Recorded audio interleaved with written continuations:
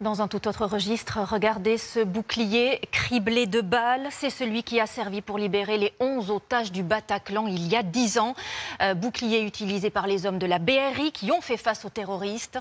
Comment empêcher que les assaillants ne déclenchent leur ceinture d'explosifs à l'époque? Comment négocier au milieu de l'horreur et prendre la bonne décision en une fraction de seconde? Il témoigne aujourd'hui avec le RAID qui est aussi intervenu et l'un des otages, Maureen Bajac, Zeynaba Diallo et Robert Monjanel.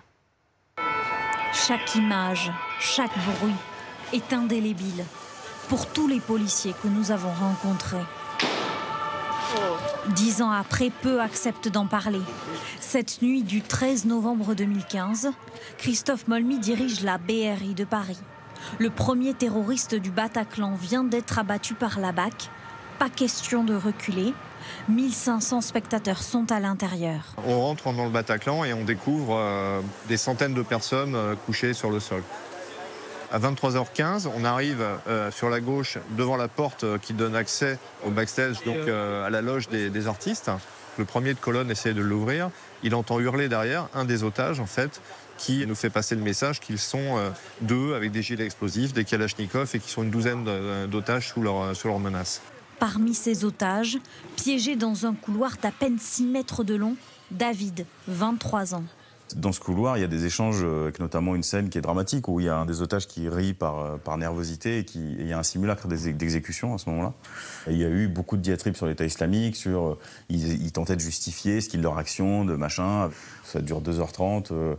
On s'oublie quand même un peu, on pense à plein de choses. On pense à ses proches. Moi, j'ai beaucoup pensé à ma femme. Au rez-de-chaussée, le RAID entre à son tour pour sécuriser la fosse.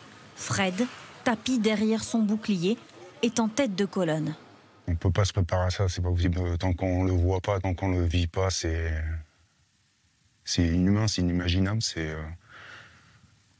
Vous avez les gens qui crient, les gens qui vous demandent de l'aide. Vous avez tous ces téléphones qui sonnent. Vous avez les gens qui vous attrapent le pantalon, qui vous demandent de les aider, de les sortir. Mais avant tout, il faut éviter que les terroristes ne déclenchent leur gilet explosif et tenter une négociation. C'est toujours le même terroriste qui négocie, je n'ai plus trop souvenir de qui.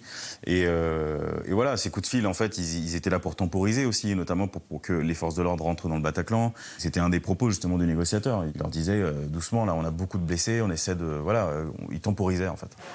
Mais dès le second échange, les négociateurs me rendent compte que pour eux, de leur analyse, il n'y aura pas de libération ni de reddition.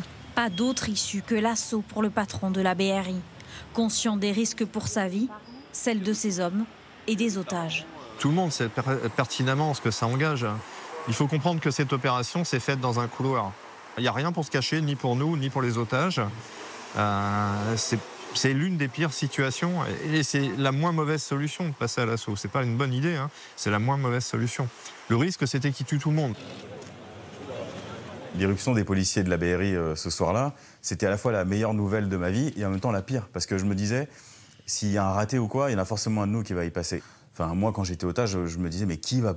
Enfin, personne va avoir envie de rentrer ici, en fait. C'est pas possible. Et bien, si, eux. 27 balles de Kalachnikov, le bouclier Ramsès de la BRI porte encore ses stigmates. Après 1 minute 40 d'assaut, des silhouettes surgissent dans le noir. On voit une personne sortir dans la fumée. On lui demande de lever les mains, de se lever son t-shirt. Et on se rappellera toujours parce qu'il avait des fils, je pense que c'est des écouteurs. Donc, moment de solitude.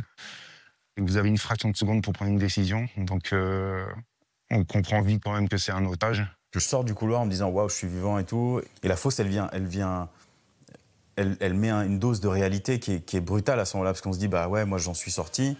Là, je suis encore là. » Et en même temps, ces gens, ils étaient au même concert que moi.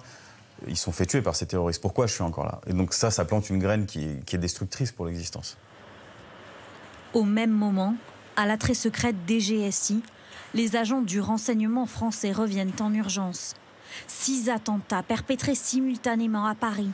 Une partie des terroristes toujours en vie est introuvable et lourdement armée. Bertrand coordonne l'enquête. Chaque minute, chaque heure compte au sens où il y a des individus en fuite. Il nous semble évident qu'ils sont partis pour réitérer. Cette enquête nous mènera à peu près partout en Europe pour reconstituer le parcours des commandos. La DGSI a travaillé avec le Pakistan, s'est rendu en Inde, avec tous les pays d'où pouvaient être originaires les auteurs des attaques. 4 jours plus tard, les policiers localisent la planque de 2 membres du commando des terrasses dans cet immeuble de Saint-Denis. Chakib Akrou et Abdelhamid Abaoud sont tués pendant l'assaut du raid. Abaoud avait relaté à sa cousine qu'il envisageait encore des actions à la suite, notamment il avait mentionné la défense. On est rassuré de pouvoir mettre fin au moins à un risque très important d'attaque sur d'autres civils en France. Donc ça, évidemment, c'est un soulagement. Pour autant, dès l'assaut, on sait pertinemment que ce n'est que le début. Il y a évidemment tout un réseau derrière. 10 ans après, malgré la douleur, tous témoignent pour une seule et même raison, ne jamais oublier les 130 personnes tuées cette nuit.